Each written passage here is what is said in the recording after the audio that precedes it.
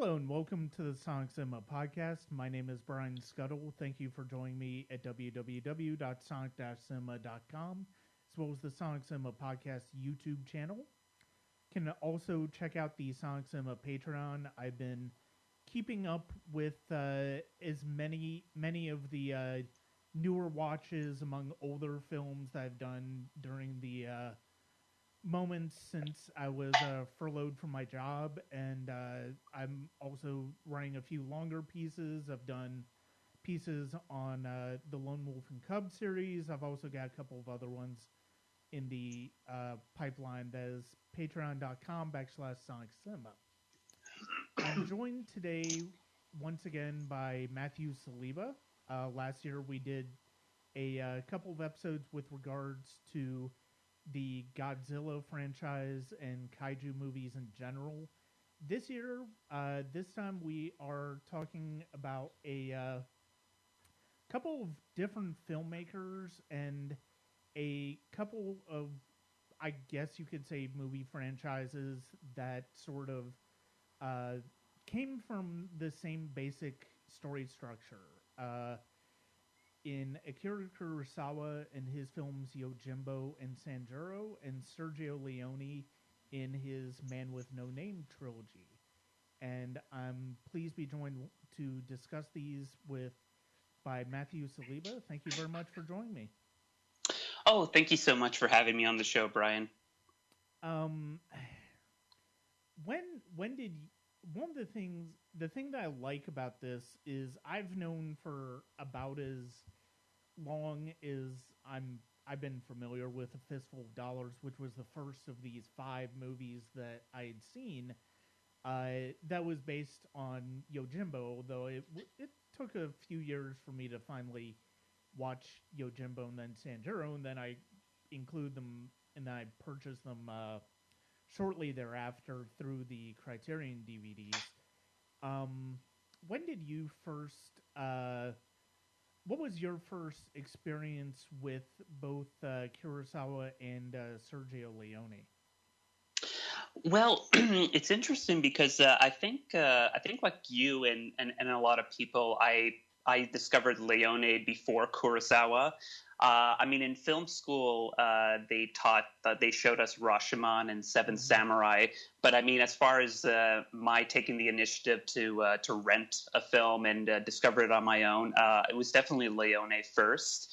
And yeah, I mean, right from the start, when I discovered Leone, I was around the time when I started getting into filmmaking. So, in addition to enjoying the story aspect, a lot of the technical aspects of the film jumped out at me right away. From the framing, these beautiful extreme close-ups of faces that look like they belong on murals in the Louvre.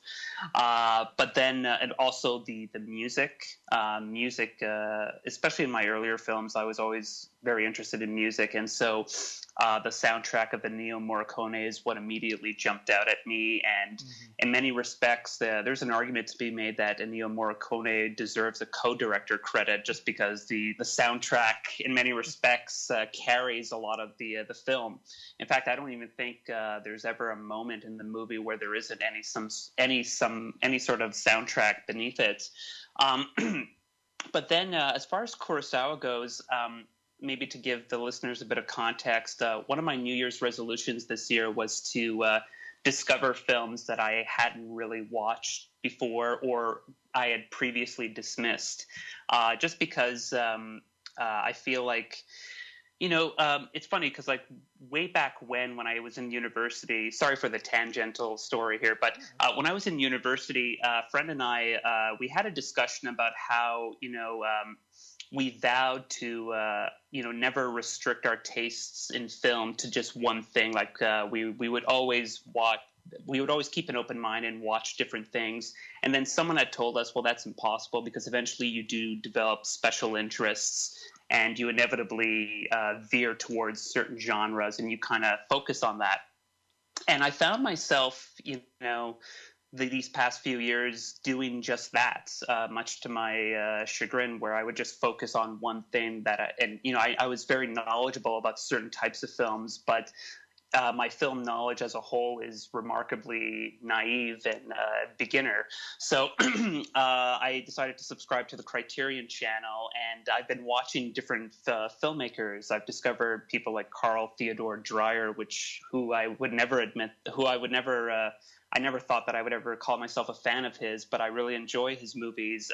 I've been discovering some of the French New Wave, and in addition to that, it would be Akira Kurosawa. And it's really remarkable because it's going to be weird to say this, but Kurosawa reminds me so much of Sergio Leone, which is interesting because it's Leone who obviously sort of took Kurosawa's style and made it his own thing. But I think that's what really attracts me to a lot of Kurosawa's works, because his films are kind of like Westerns, really. Mm. And not only that, but I mean, Kurosawa also has such a versatility, because in addition to doing these period pieces, he's also done film noir. He's also done martial arts movies. So he has a versatility, and I really admire filmmakers who can sort of jump from genre to genre, but yet still maintain their unique stamp as a filmmaker. Mm-hmm. Yeah, and the funny thing about Kurosawa is that he's a filmmaker who was inspired by American cinema and American genres like westerns, like film noir, and then subsequently American filmmakers were inspired by him, and it basically turned into a cycle of inspiration. And I mean, you know, it's funny. I think my first Kurosawa film was Ron, and that was because of the re-release and then the Great Movies review that Roger Ebert gave it for its 15th anniversary when it was released in 2000. So I think that ended up being my first one, although I think I might have seen Dreams before that.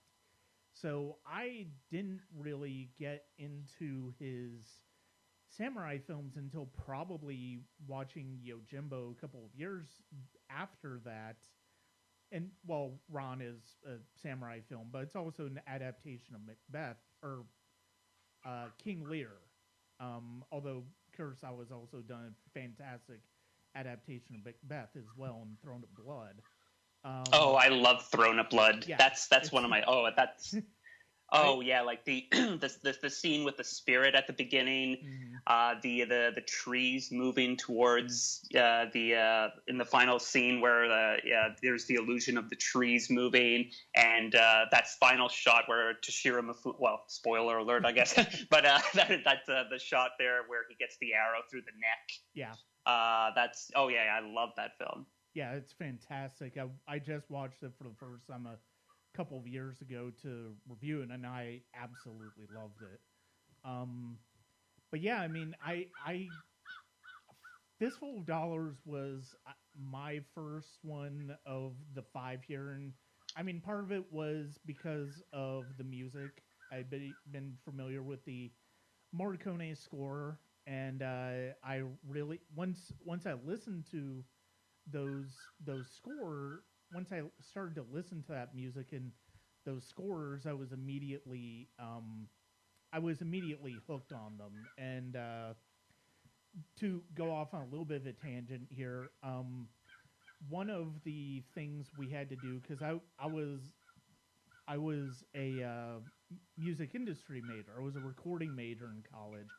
And one of the things we had to do for one of the classes was we had to edit together an audio scene of using the sound effects and what have you to tell a story. And one of the things I did was I basically culled dialogue from different soundtracks, and in addition to sound effects.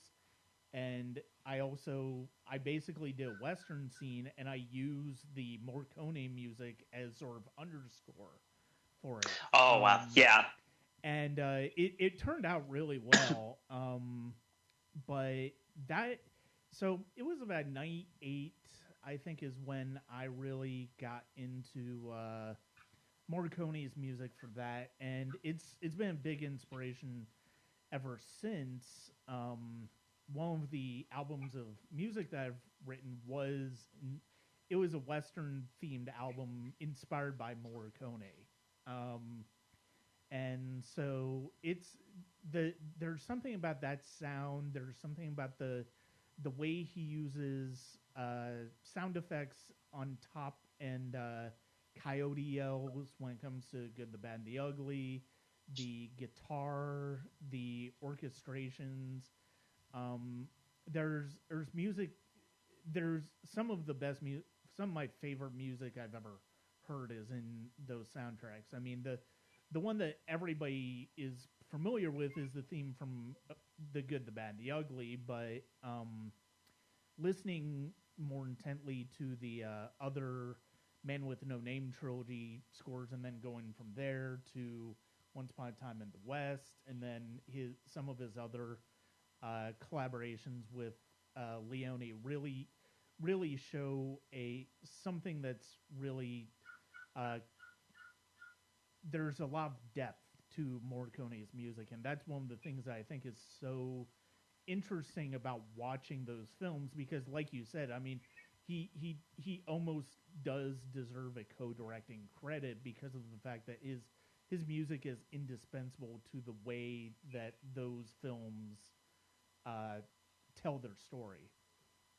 And correct me if I'm wrong, but I remember reading in a book about Sergio Leone about how, and it was a really interesting process, because usually, as you would know, being a composer, you'll compose music to a completed film. But if I'm not mistaken, I think Ennio Morricone actually began composing even before a single frame of film was shot. And it's interesting because, if I'm not mistaken, I think Leone may have actually staged scenes to the music before. I don't know if that's true or not, but I remember reading about that, and that's a very interesting approach to filmmaking, and that's probably why so many of his westerns almost feel like operas, where everything's sort of drawn out. Yeah. Well, and I do know, I have heard that story before, especially when it comes to Ecstasy of Gold in The Good, the Bad, and the Ugly, where Tuco is running across the cemetery at the very end. Yes. And that's the most notable story of that. But yeah, it would not surprise me. And yeah, and I know it's not the only time I've heard that story, but it was probably one of the first. I would imagine it's one of the first and most infamous or famous instances of that happening, of music being written before the film is even shot. And I think it's definitely got to be part of the reason where you look at the editing of any of the films in particular. I mean, you can go with The Good, the Bad, the Ugly, but really any of the films you see, there's a particular rhythm to the way Leone edits sequences that is so perfectly in sync with the film, to where it's like, yeah, you're right to compare. The opera comparison is very apt when it comes to those films. Yeah, and it's something I've noticed in Italian genre cinema in general, where when there is a death scene, sometimes death scenes take a little or a lot longer than they would probably in real life, just because I think that's very much an Italian thing. But yeah, I mean, and just going back to the music too, I don't know how it is for you, but sometimes I find when I listen to soundtracks for any given film, I find like it's very hard for me to appreciate the music without seeing the visual. Or if I'm listening to the music, I'm picturing scenes. Whereas I find with the Ennio Morricone's music, a lot of it stands on its own. Like, even if this was released as an album with no relation to any movie, it would stand on its own as great music. Mm-hmm. So I don't know if that also plays into the fact that this was something that Ennio Morricone composed the music, and then Sergio Leone shot a film to that soundtrack. So I don't know if that leads any more credence to that, just because the music does stand on its own. I mean, I think there's definitely something to be. I think there's definitely some truth to that, and I mean, I do, and I mean, you know, because I'm a soundtrack junkie. I listen to soundtracks all the time, and there are some soundtracks like Star Wars, like a lot of John Williams scores, where it's like it's impossible to think of anything other than the movie while listening Yeah. to them, as great as they are. But Mm-hmm. at the same time, it does happen. Now picture, I can picture scenes from these movies whenever I'm listening to Morricone's soundtracks. But yeah, they definitely do stand more on their own than a lot of other soundtracks. I mean, I think that's kind of true with Morricone in general. Not just these scores. I mean, there are other scores of his that I've listened to over the years. Like The Mission is one of his more famous ones, where it's like I've seen the movie a couple of times in my life, but it's like the music tells its own story, and that's one of the things that's so great about it.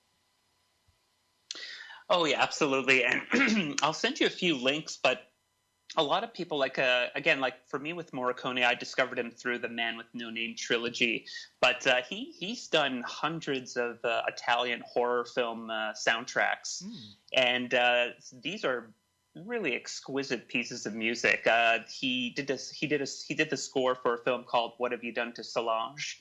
That's a soundtrack that's worth listening to. He also did the score to a film called Spasmo, which I know sounds funny, but it's a beautiful. It's a really, really great score. So no, he's very versatile, and it's sort of a toss up between him and Angelo Badalamenti for me, but I may give the edge to Morricone because he does have a little more range with his scores. I mean, because he has done scores for crime films, horror films, sci-fi. I mean, he's done a lot of different stuff. Well, and Badalamenti is a fantastic composer. I mean, but yeah, you're right. I do think Morricone probably does have a bit more range. I'm curious now to see some of the films that he had written music to in terms of Italian horror. That's actually. I know he's recorded hundreds upon hundreds of scores over the years, but yeah, I'd be curious to see what a Morricone horror score sounds like. I'll send you those links. I think you'll really get a kick out of this, and it'll show you a different side to him too. Because, like, you're right. Because I think when you hear Morricone, everyone thinks about the guitar, the coyote, all the Western motifs, and with good reason. But I mean, like, there's a whole different side to him, and I think you'll find that pretty interesting. So was this the first time that you had watched Yojimbo and Sanjuro? Yes, I looking back on it, like before I think the only Kurosawa films I had really seen were Rashomon and Seven Samurai and maybe Kaje Musha. I don't know if I'm pronouncing that right, but no, this was the first time I'd ever seen Yojimbo. It's been on my bucket list for the longest time, just because obviously everyone knows A Fistful of Dollars is. To put it politely, an unofficial adaptation of the film, or a reboot, or how they would say it nowadays. But so yeah, it's just and again, watching Yojimbo, it was almost like how sometimes people discover a film by watching its remake first. You know what I mean? So because I had seen A Fistful of Dollars, and because and much to my surprise, A Fistful of Dollars is literally almost a beat for beat the same thing as in Yojimbo. It was an interesting experience because I found like the differences between the two films. I liked pointing those out, how they changed a few things. But I mean, like it begins with the man with no name walking into a town, getting a sense of what's been going on in the city, learning about the two gangs, playing them against each other. He's got the barkeep sidekick, much like in A Fistful of Dollars. And also, and this was something I actually thought Leone had invented, and this almost disappointed me because this was also taken, but the scene where Mifune's trying to prove his worth to one of the gangs, so he walks by the Undertaker and he says, get two caskets ready, and then after he comes back and he's like, my mistake, 3, or something to that effect. And it was like, I thought that was one of the original things in A Fistful of Dollars, but I had no idea that this was done in Yojimbo. So I love Yojimbo. I mean, I'm still going on my Kurosawa crusade here, but for the time being, Yojimbo probably is my favorite of the bunch, just because it's really energetic. Mifune's wonderful. There's so many wonderful fight scenes that are staged, and and even the score too. I mean, although I do find that the score is kind of what gives the Man with No Name trilogy an edge, I feel, over Yojimbo. But I mean, Kurosawa always really knew how to begin his films. When you see the Toho logo and it's boom, boom, boom, boom, it really gets you pumped up and interested in that. So yeah, I loved Yojimbo. As far as Sanjuro goes, I think I spoke a little bit about this when I had posted a little mini review, but because now because apparently like Sanjuro was supposed to be a different film entirely, but based on the success of Yojimbo, they added Toshiro Mifune to the movie. And I feel like knowing that now, because I learned that after the fact, after I had watched the film, that sort of explains why there's such a tonal imbalance with that movie. It's almost like because Sanjuro is very comedic by comparison to Yojimbo. So it's almost like, this is going to sound funny, but it's almost like if they made, I don't know, a sequel to the Minions, but because John Wick is really hot at the moment, we got to add John Wick to that movie somehow. And then it's just, because Yojimbo was such a dramatic film and so it just felt a little weird seeing this very serious character in this sort of bumbling comedic film, which might have been kind of interesting on its own as sort of like a subversion of the samurai, kind of making fun of the films that he's made. But I feel like whatever business decision went behind adding Mifune to the film, at least for me, took away from Sanjuro. So it's not my favorite of the bunch, although I've had many friends write me and tell me how silly I am and how I should give it another shot. So it's back on the bucket list as far as a second viewing goes. But no, between the two, for me, Yojimbo is my favorite.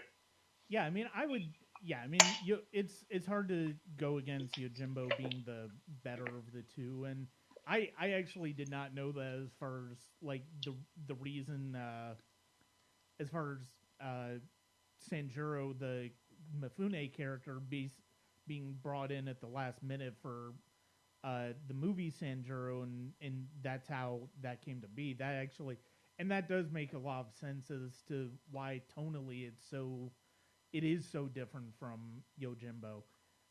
You're absolutely right about the music in Yojimbo. I absolutely love that score at the beginning. That it sets the tone perfectly, and it's one of those. The thing that I like about Yojimbo, and I kind of give it the edge over A Fistful of Dollars as far as the telling of that specific story, partially because of the fact that I think it gets to all of the beats in a more efficient manner, and it doesn't really linger as much. I think there's something about as much as I enjoy Fistful of Dollars, I think it's not quite as streamlined as Yojimbo is in terms of telling that story. But I will say there are things about it. I really love the way color adds to the story in Fistful of Dollars as opposed to the black and white in Yojimbo. Yeah, and I mean those are all very, very fair points too. And I mean, there's certainly an argument to be made about the original being the standard bearer, and obviously that came first, and A Fistful of Dollars is essentially Yojimbo. Although I would say that sort of blossomed into a much more successful series than, let's say, like the jump from A Fistful of Dollars to For a Few Dollars More is certainly more significant than from Yojimbo to Sanjuro, where I feel like that's a bit of a drop in quality.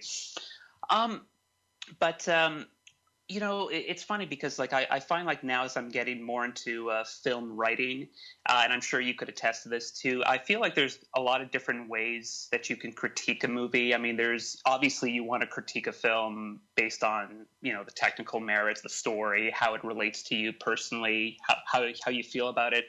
But I find like this might be more difficult to do with films that are coming out now. But I mean, in the case of a film that's 60 years old, I feel like it's important to look at its contribution to film history in general.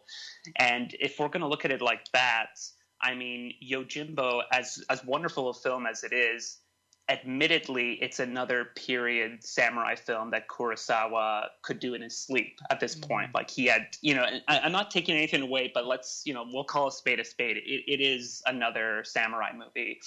Whereas with Sergio Leone, the only film he had made prior to A Fistful of Dollars was The Colossus of Rhodes, which is this sort of machiste strongman Hercules movie. So not only did he not only was this his second film, but it's his first in a genre that he had never attempted before. And you know, I feel like what he achieved with A Fistful of Dollars is, for one, he revitalized a genre that, let's be honest, had been dead for a long time.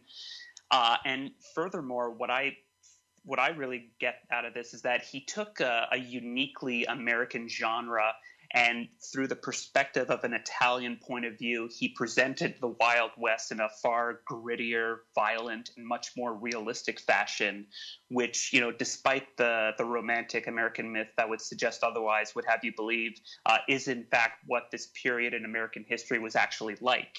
You know, like it's very hard for me to watch John Ford and Howard Hawks Westerns because they feel so sanitized and almost like Mr. Rogers compared to like the work that Leone did.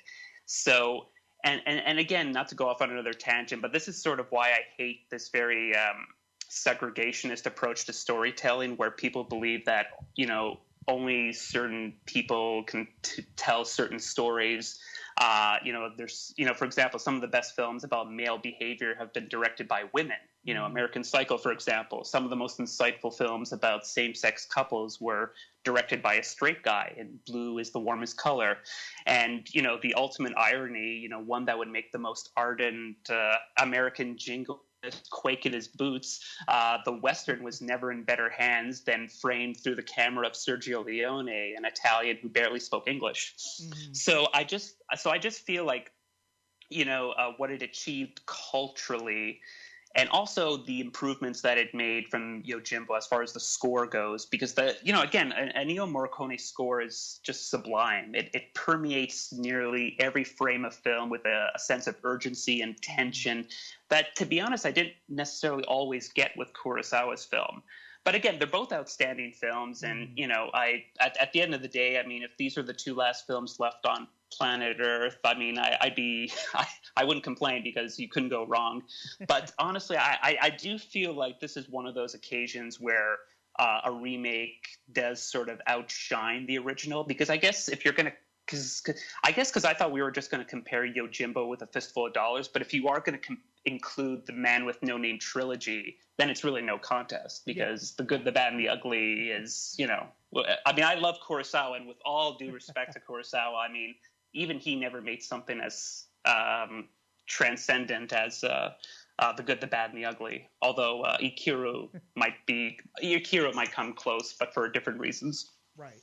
No, and look, I mean, no, and I'll be the first to admit is that even though I think Yojimbo's is slightly better as an individual movie compared to Fistful of Dollars, I will readily admit that in terms of cultural influence, Fistful of Dollars and subsequently the Man with No Name trilogy holds considerably greater cultural weight, not just because of the fact that of what it did with the Western genre, but in Western music, really, when it came to Morricone and how that played into the later parts of Western scoring, but also the introduction of Clint Eastwood and essentially elevating him to star status. Oh, that's right. We haven't even spoken about Clint Eastwood in all of this. Yeah, my God. Yes, of course. Yeah, I mean, this just propelled him to superstardom.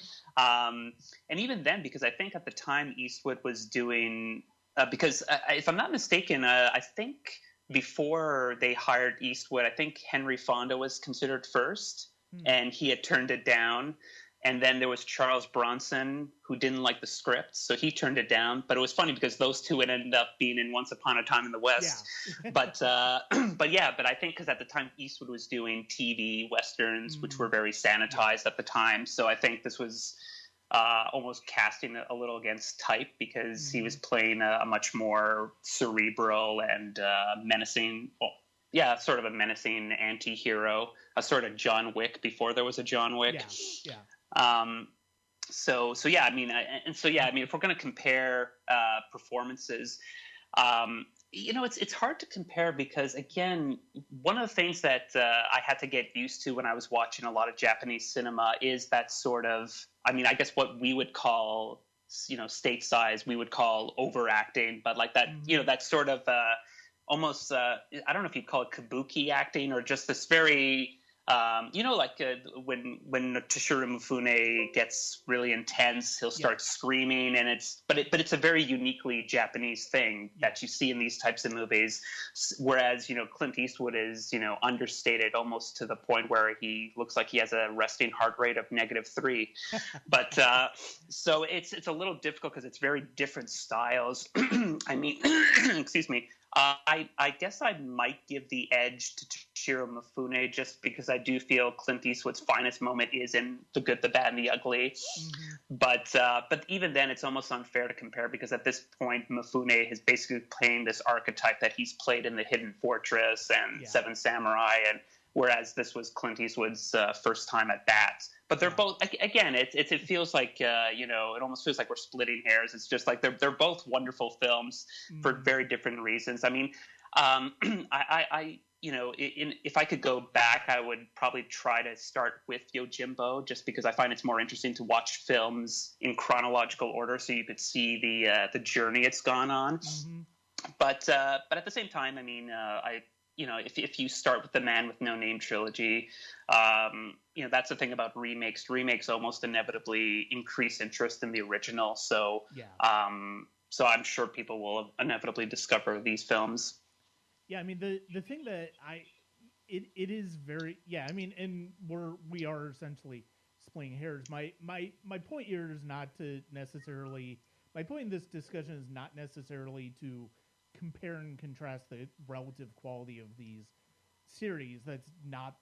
Part of the reason I really wanted to talk about these is I'm interested in how these series essentially started from a similar place in terms of the narrative and then veered off. And yeah, I mean with Sanjuro, that context of Mifune's character being brought in at the last minute, or after the fact because of the success of Yojimbo, makes a lot of sense because that film is so different from Yojimbo. It is much more comedic, and it's one of those things where I almost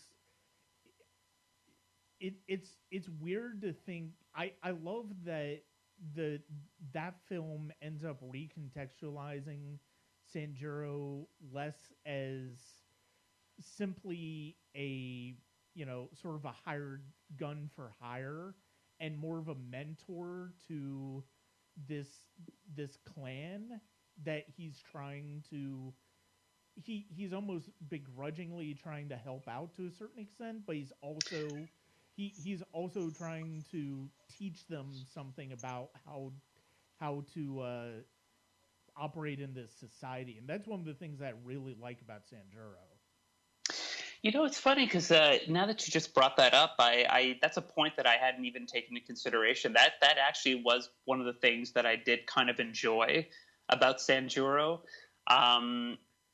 That's interesting because that's a twist that we never really see with the Clint Eastwood character, because he Right. does sort of remain relatively the same. I mean, again, maybe had more planning went into that film. They could have maybe toned down the comedic elements and sort of made it almost like a one-man Seven Samurai, where these guys are being oppressed but they're being oppressed, and they have to hire this one guy to sort of teach them. I don't know why I'm thinking about this, but it's almost like the Mighty Ducks, where he's taking these he's taking all these guys under his wing and training them. But yeah, I'll have to give it another go at some point. I mean, in all fairness, I've only seen the film once, and I guess I had certain expectations after Yojimbo because it was such a thrilling film. But yeah, no, that's a very interesting point, and sort of an interesting wrinkle in the character that gives Mifune a bit of an edge over Eastwood. Yeah. But I mean, overall, it's like I think the funny thing about the Man with No Name trilogy, we call it that, but ultimately Eastwood is essentially playing three different characters. Like, he's not playing the same character in each movie. It just happens to be Clint Eastwood at the center, essentially playing a similar archetype in all three movies. Yeah, do you think so? I've been debating that for the longest time too, because he is called different things in each movie, but thinking about this, because when I was watching Yojimbo, I always thought that Toshiro Mifune's character was called Yojimbo, but it's not, because he in Yojimbo and Sanjuro, he makes up different names based on plants that he sees nearby and what day of the week it is. So I couldn't help but so I don't know if that is another sort of quote unquote tribute to Akira Kurosawa, where maybe it's just a case where depending on his circumstances, Eastwood just has a different name. Because I think he's Blondie in Good, the Bad, and the Ugly. I think he's Joe in A Fistful of Dollars. Yeah. I forget what he's called in For a Few Dollars More. But I can't remember either. So, but that could very well be the case where it just happens to be the same actor playing different versions of the character. But I don't know. I feel like after watching Yojimbo, it might be a bit of a tribute to that, where he just calls himself whatever the circumstances call for. Yeah. Yeah, and going to For a Few Dollars More, the thing that there's something I love the shifts in I love the shifts in tone in all three movies. Like, there's something that in the Man with No Name trilogy where it's like Fistful of Dollars feels, even though it doesn't look like or feel like a traditional Western in terms of its style, from a narrative standpoint, it still has a lot of that a lot of familiar Western tropes that deals in. For a Few Dollars More, it feels like there's something a bit more mournful in it, and part of it comes through in the Morricone score, but it basically it's interesting that it essentially becomes this buddy movie with Eastwood's character and Lee Van Cleef's character as well, and and they're essentially both helping and trying to apprehend bank robbers in the movie. Yeah, I mean, For a Few Dollars More, again, it introduces, like you were saying, Lee Van Cleef, who, if you really want to do a deep dive into westerns, he's done so many. He starred in like hundreds of westerns, but yeah, I mean, what I like about For a Few Dollars More and the trilogy in general is that each film gets much bigger in scope. Yeah. Because A Fistful of Dollars, much like Yojimbo, it is a very small film in terms of its locations, and even it literally takes place in a small town. Whereas For a Few Dollars More expands. I mean, you have the backstory with the whole thing with the, if I'm not mistaken, it's the chimes with the watch there. I think is that. Yeah, so you're getting flashbacks, and the cinematic language is changing a lot more than it was in for a Fistful of Dollars. And also, I just wanted to, because I was just doing a bit of research here, and it turns out actually Leone did give explicit direction that Morricone write the score before production starts, because Leone would often shoot to the music on set. Mm-hmm. So that's interesting. But yeah, I mean, it's interesting because you see a lot of the same actors who appeared for a few dollars more, which is a little jarring, and it might actually add some credence to your belief there that Eastwood is playing a different character each time, because all these characters are showing up again and again. But yeah, and it's interesting because I do feel like, as much as this is the Man with No Name trilogy, for a few dollars more, in many respects, is Lee Van Cleef's film. Like, he, in many respects, feels like the main character. And it's interesting because I think even with this one, I think once again Charles Bronson was approached to star in the film, but he felt that the sequel script was like the first one, so he passed. So then Lee Van Cleef came on board. So that's one of those cases where I'm kind of glad he did, because this is Lee Van Cleef just has this wonderful face where he can be, charming and menacing at the same time. Like, he's a Western sociopath. Mm-hmm. Well, and it's funny because I completely forgot. I keep forgetting before I see it, that Klaus Kinski is in for a few dollars more. And oh yes, I forgot about that. Yes, and so you have somebody like him who presents a very different an energy all of his own. You have Lee Van Cleef, whose personality and characterization whose personality is very different from Clint Eastwood, and then you have these three big personalities in terms of what they present, but different. They do very different things with those personalities. It's always really interesting and really fun to rewatch that movie and see how these actors play off of one another, and sometimes even in moments where they're silent towards one another is one of the that's one of the things that's so great about Leone's films, where silence is used so well, where it's like, just like you said, looks and the way he shoots faces is one of the more extraordinary things about his movies. And one of the things too is that I do feel like sometimes for a few dollars more is kind of the middle child of the trilogy, that in the sense that it often gets overlooked because everyone obviously likes the good, the bad, the ugly, and then of course everyone talks about A Fistful of Dollars. But I do feel sometimes a little bad for this one because it is a really fine Western in its own right. And I mean, obviously you could see the progression, which is really incredible, because I think this was made a year after A Fistful of Dollars. Mm-hmm. So how he matured as a filmmaker so quickly is really remarkable. But yeah, I do think that it deserves a little more love, and hopefully one day it'll be held in high regard. Although I think it is to some extent, but I do feel people kind of pass over on it. Yeah, I mean, I've always thought for a few dollars more was an escalation in quality compared to a few dollars for Fistful of Dollars. And you're absolutely right in what you said earlier, as far as like the jump between Yojimbo and Sanjuro's is more saying on the same field and maybe a bit down compared to the jump from for Fistful of Dollars to For a Few Dollars More. And then you have the further jump from Few Dollars More to The Good, the Bad, and the Ugly, which is simply sublime cinema in every shape or form.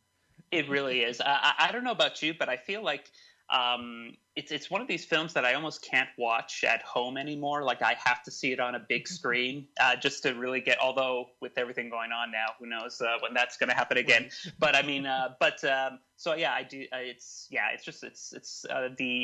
everything about this film is just perfect. I mean, the casting. You've got obviously Clint Eastwood, but you got Lee Van Cleef back. Mm-hmm. You have Eli Wallach, who, for my money, and once again, this is very interesting because again, everyone always talks about Clint Eastwood, that this is his trilogy. trilogy, and I guess technically it is to some extent, but much like For a Few Dollars More, I do feel that Eli Wallach steals the show in Good, the Bad, the Ugly. It's almost like his movie. Every scene that he's in, you can't take your eyes off him. He's so funny and so despicable at the same time, but there's almost a lovable aspect to that quality. Yeah. And I love his introduction. I think you'd agree, like when he bursts out the window with like a chicken in his mouth or a turkey leg. Yeah. It's just like one of the. And I think I made a comment about that on either Facebook or Twitter, but I made a point of referencing that. It's like, I mean, you have an opening like that where Eli Wallach crashes through a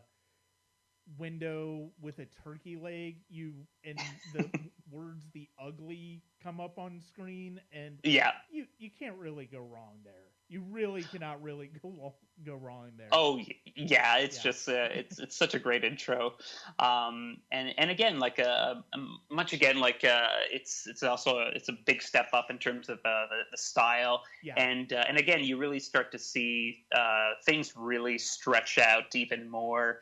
And I happen to like that. I mean, I do like that sort of slow style. Like this is a little off topic, but like that I recently tried to get into Tarkovsky, but unfortunately, it just didn't work for me. But I do love the visual style of Tarkovsky, and I love seeing that style, but maybe applied in different circumstances or different stories. So like I almost feel like The Good, the Bad, and the Ugly feels kind of almost like a Tarkovsky film in the sense that in terms of its staging with a lot of the wide panoramic shots and how people you could actually literally see people take the time to think before they say their dialogue. It's just or as little dialogue as there is, but yeah, I mean, so it's I'm trying. I think the first time I saw that was at a repertory theater here in Montreal, and I think I went through a phase where I started wearing a poncho.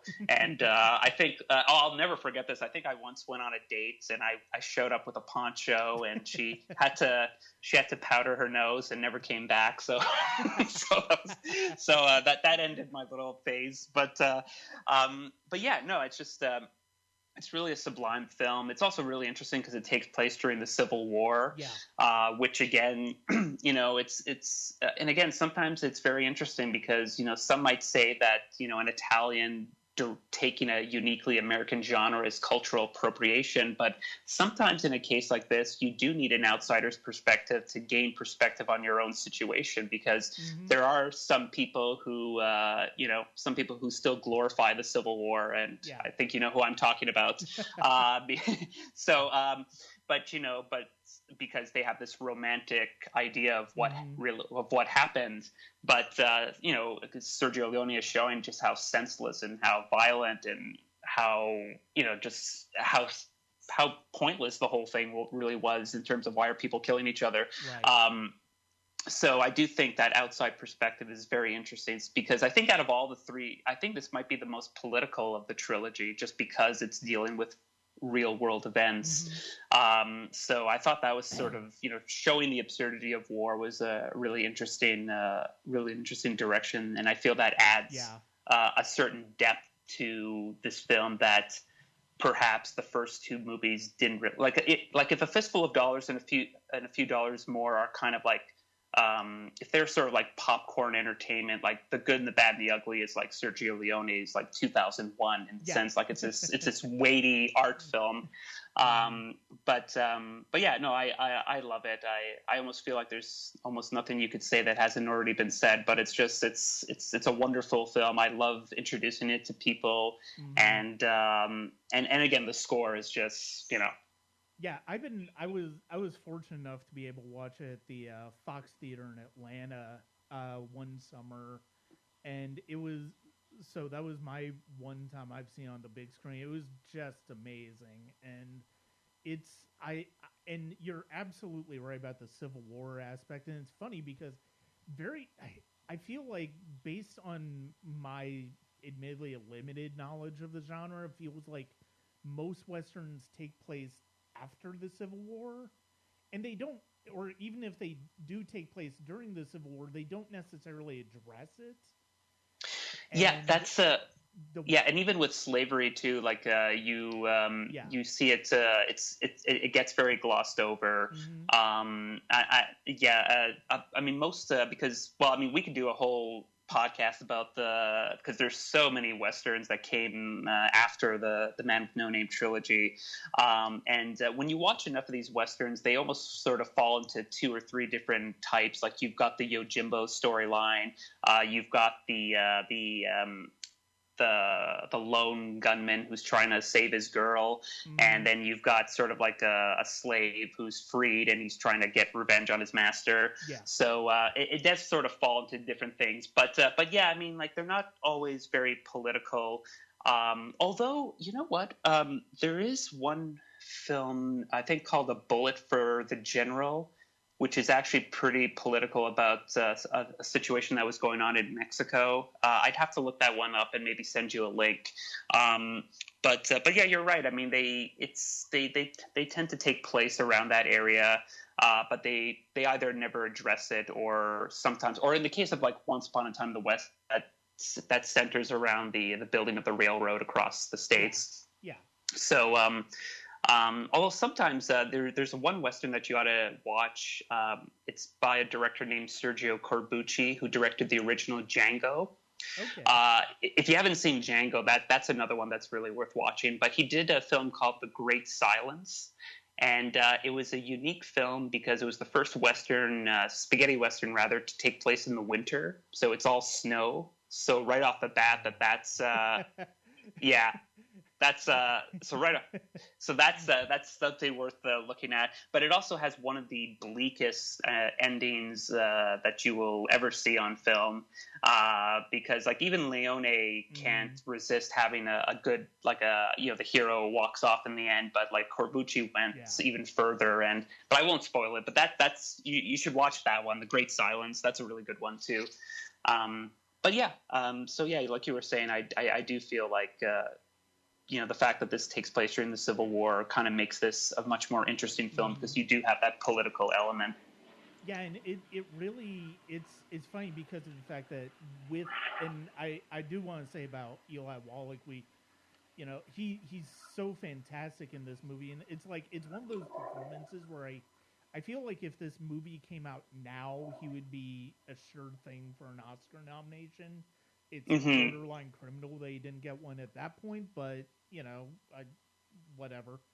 But I feel like this would be hard to pass up when it came to the Academy because of just how over the top and just how galvanizing it is for the entire film.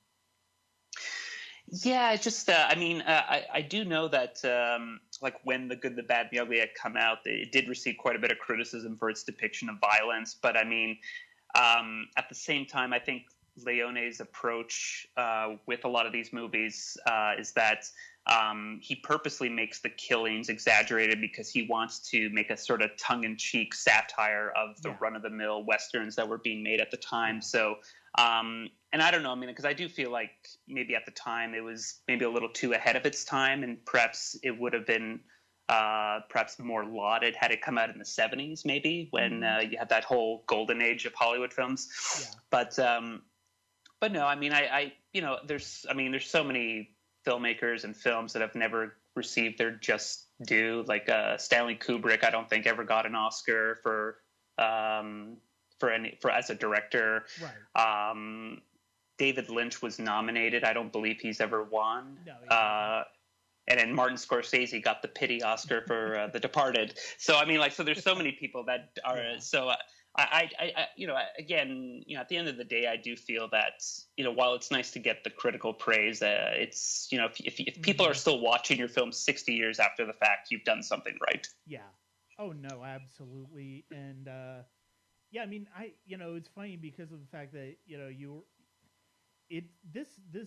I think it plays into just how well, Leone utilizes the Civil War as an important piece of this movie because of the fact that it really shows the senselessness of war. I mean, it's as anti-war as I think any movie has ever been made. And I mean, it's even though you do see a lot of brutality and violence. I mean, the scene where Tuco is being beaten up by Angel Eyes is as brutal as anything I think anybody had put on screen by that point. And then that scene. And then you have the music that's playing under it. It's just it takes it to a really dark place that is just beautiful. I love that music that Morricone writes there. It's such a great counterpoint to what we're seeing.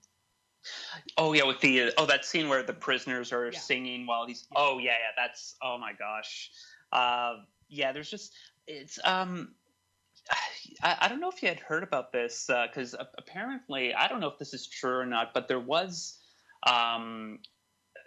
obviously this was the last part of the No Name trilogy, but I think there was at some point there was some thought about doing a sequel to it that would have taken place 20 years after the original story, where it would have been Tuco going after Blondie's son for the gold that he lost. Because I think one of the screenwriters has mentioned this on numerous occasions that there were plans at some point to do a sequel, but obviously that never happened. And although it's funny because that kind of sounds like what, because Tarantino often teases us with Kill Bill Volume 3, and it almost sounds like that's what that would have been like, where it's someone getting revenge for past deeds. But no, I mean, all three films are wonderful. And then, of course, Leone would go on to do Once Upon a Time in the West, where, that's a debate in itself. What's the better Western between those two? And then, there was Duck You Sucker, and of course, Once Upon a Time in America, which is, again, that's a podcast in of itself. But yeah, I mean, they're both outstanding films. I mean, people should. I mean, it feels silly to have to recommend two classics, but I'd be like, it's like if on the off chance that you haven't heard of Yojimbo or the Man with No Name trilogy, I mean, please go out and watch these movies. And I mean, I think these are kind of decent introductions to their respective filmmakers as well. I mean, with Kurosawa, I mean, you're right when you were talking about Yojimbo earlier, where it's like this is the type of movie that Kurosawa could have done in sleep at that point. And I mean, it's absolutely true. I mean, this is definitely not on the same level of Seven Samurai or even Hidden Fortress. I mean, I think Kagemusha and Ron, which he did in his late career, are probably better than it personally as well. But at the same time, by this point, like this is almost, if Akira Kurosawa has an autopilot, this is probably it. But it's still a lot of fun, and it's really energized and entertaining to see him just do something small. It's like, I want to do something small and easy and just a lot of fun. And I feel like that's kind of that might have been kind of the mindset of doing Yojimbo and then Sanjuro. And but yeah, I mean, I think if you're not familiar with Kurosawa's samurai films, I mean, this is those two are probably a decent place to start, and then you'll get the big meals of which afterwards. Yeah, I couldn't put it better myself. I think it is a good introduction. Sometimes I feel like, and I'm just speaking from my own experience, but one of the reasons why I put off Kurosawa for so long was because of how intimidating the lengths of his films are. And so that's what I like, because I think Yojimbo is an hour 40, so it's a pretty breezy watch. So if you get through that, definitely. I mean, like I don't know about you, my personal Mount Rushmore of Kurosawa is Yojimbo, Hidden Fortress, Throne of Blood, and Seven Samurai.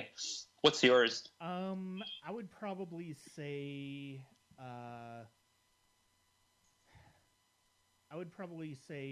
Ron, Akiru, Throne of Blood, and probably Seven Samurai.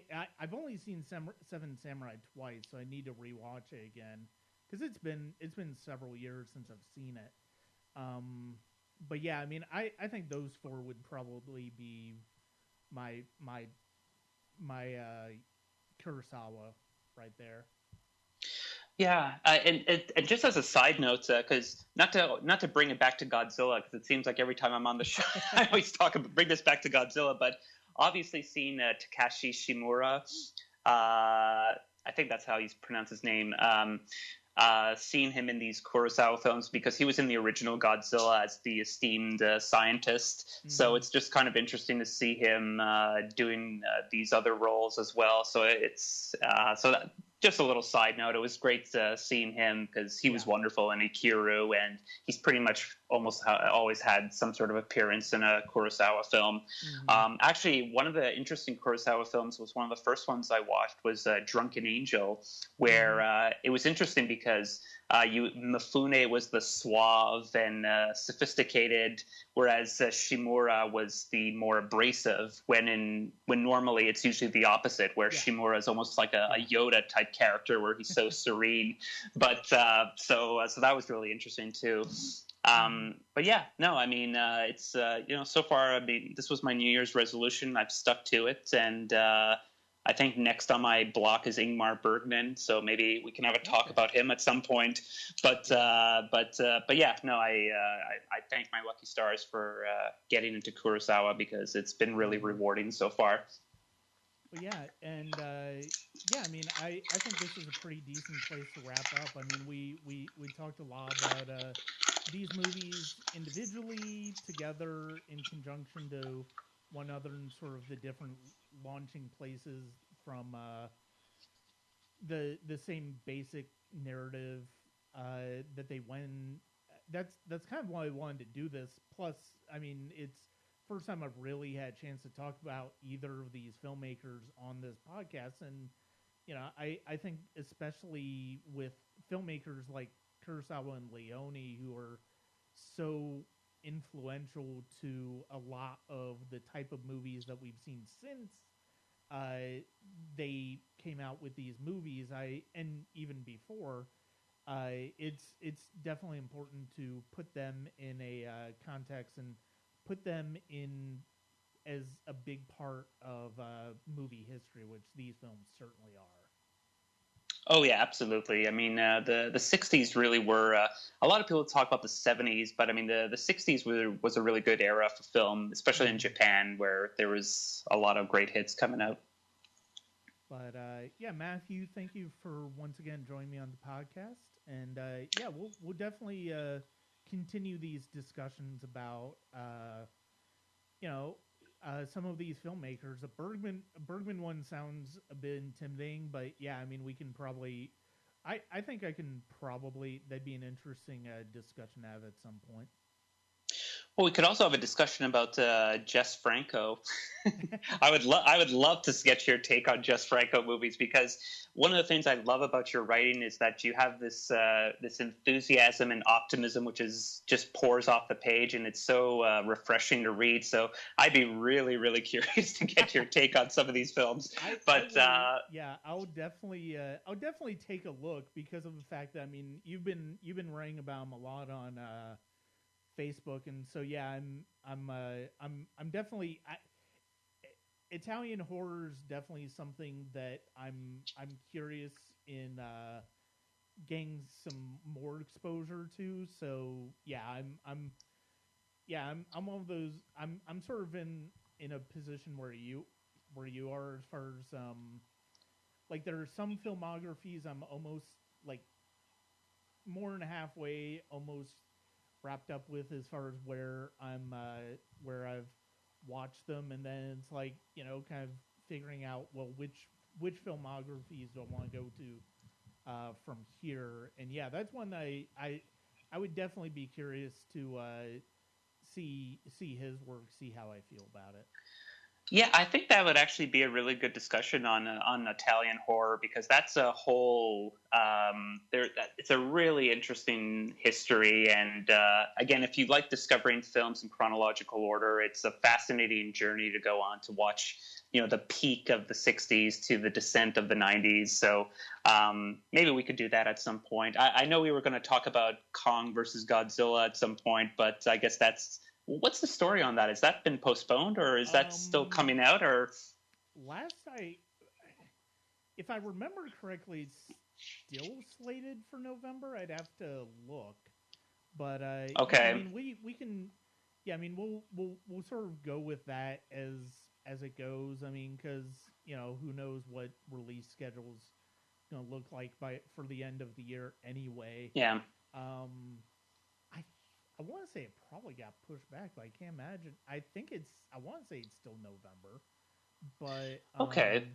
yeah, I mean we'll definitely sort of play it by ear from then. Yeah, yeah, they're definitely yeah, I'll definitely try to get some Franco in to check out, and then we can have that discussion. That'd be great. Yeah, that'd be a lot of fun. And again, I'm really, really curious to get your reactions.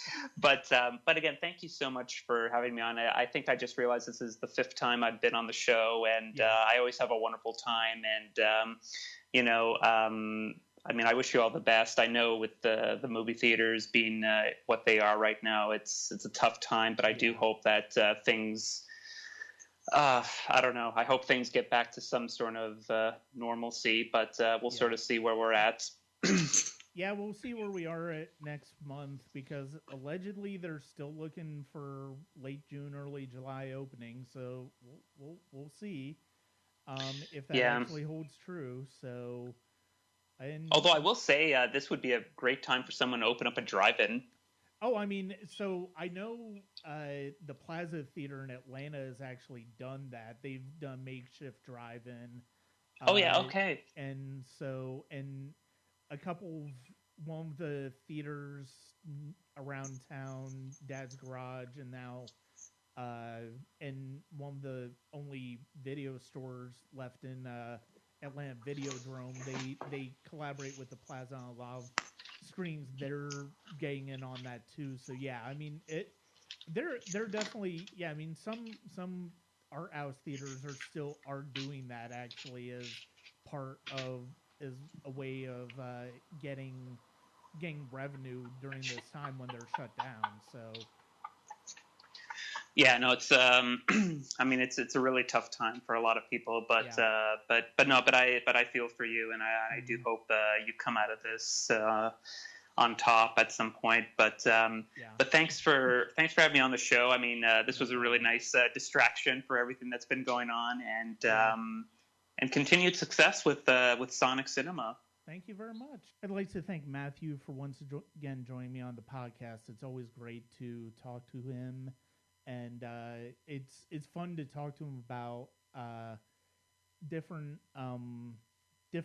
films, different genres, and different types of films that I normally talk about on the podcast. And that's one of the things that I really enjoy about having him on the show. And we are talking about maybe doing some more of that, and I'm looking forward to that.